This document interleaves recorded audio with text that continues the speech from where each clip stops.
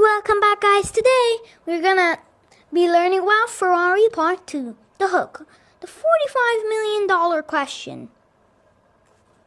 A Ferrari 1962 Ferrari 250 GTO recently sold for a staggering $45 million.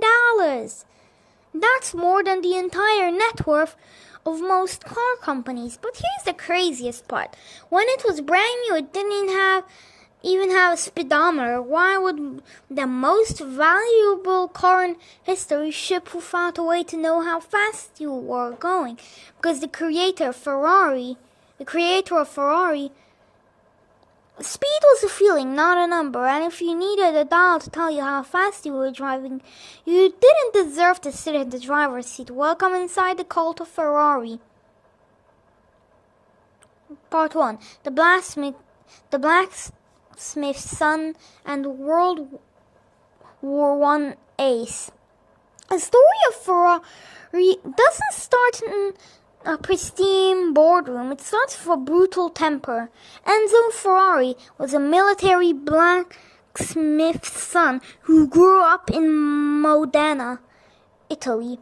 He originally dreamed of being an opera singer, but not an automotive tycoon. But after surviving the devastating 1960 Italian flu pandemic, his path shifted entirely towards speed. He started racing cars for Alfa Romeo, quickly gaining reputation for being aggressive, demanding, and utterly uncompromising. But the true the brand's identity belongs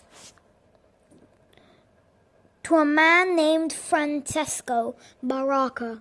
Baracca was Italy's top World War I flying ace. A heroic pilot who was painted a striking black prancing horse on the side of his fighter plane for good luck. After Baracca was tragically killed in action, his mother met Enzo Ferrari at a racing event. She told him to take the prancing horse emblem and place it on his cars. It will bring you good luck, she promised. Enzo took the advice and placed the horse on a bright yellow background, the official color of his hometown of Modena, and an international icon was born. Here is the ultimate irony of the brand. Enzo Ferrari absolutely hated the idea of building road cars for the public. He did not give a single damn about everyday luxury, comfortable commutes, or practical daily driving. He openly viewed civilian road cars as necessary evil. To Enzo, they were simply a way to print money to fund his real and only passion, Scuderia Ferrari, his beloved racing team. If Enzo could have built Formula One race cars for free, he would have gladly never sold a single car to the public. But building high-performance engines and running an elite racing team costs a fortune, so he took the cutting-edge engineering built for the track, wrapped it in beautiful, aggressive bodywork, and sold it to the wealthy.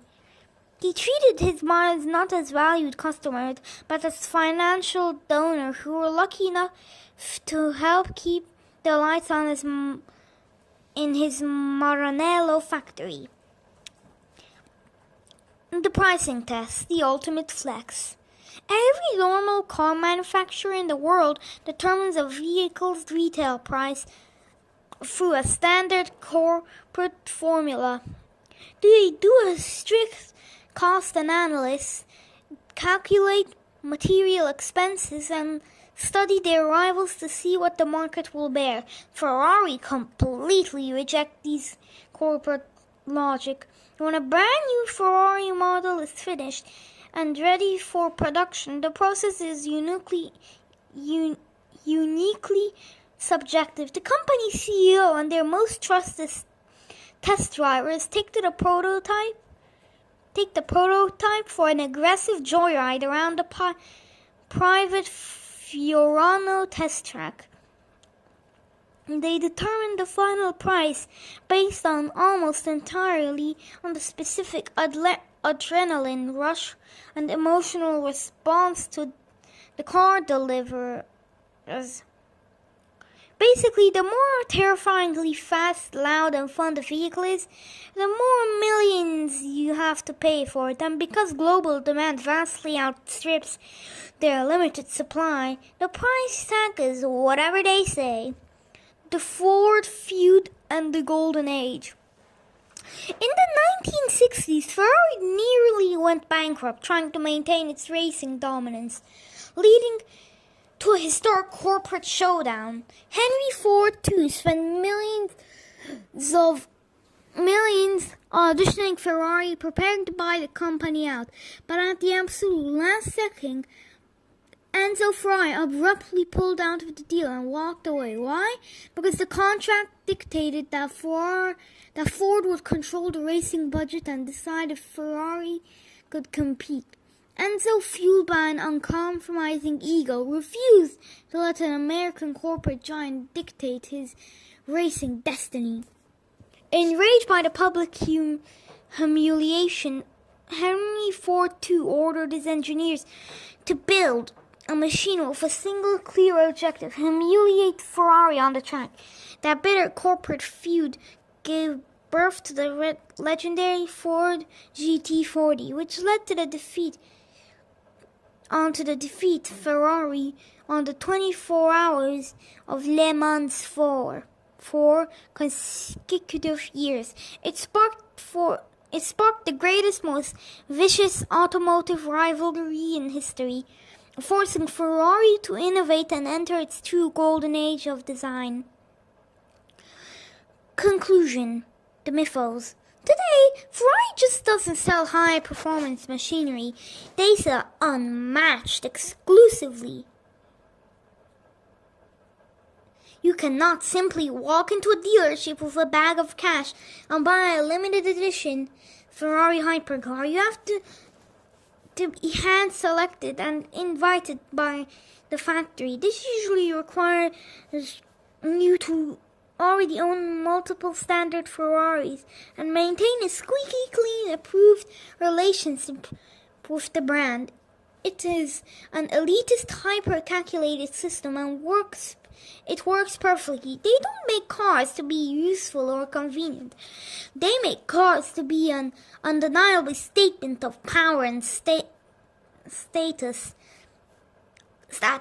And that is exactly why a company that purposefully limited production to a few thousand cars a year continues to command a higher cultural and financial value than almost any other brand on earth.